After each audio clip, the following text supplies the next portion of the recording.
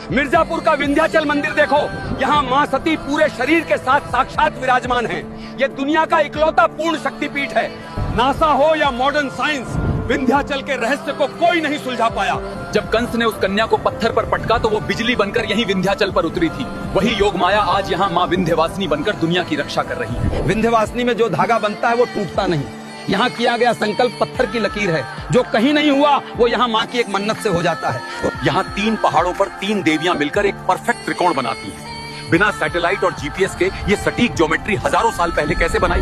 Geology कहती है ये विंध्य पर्वत हिमालय से भी करोड़ों साल पुराना है। जब हिमालय पैदा भी नहीं हुआ था तब से माँ यहाँ बैठी हैं। यहाँ गंगा नदी भी माँ विंध्यवासिनी के चरण धोने के लिए अपना रास्ता बदल देती है। प्रकृति भी यहाँ अपना सिर झुकाती है। विंध्याचल पूरी दुनिया का पावर हाउस है। यहाँ आने वाला कभी खाली हाथ नहीं लौटता। इस शक्ति को शेयर करो और कमेंट में लिखो जय माँ विंध्यवासिनी।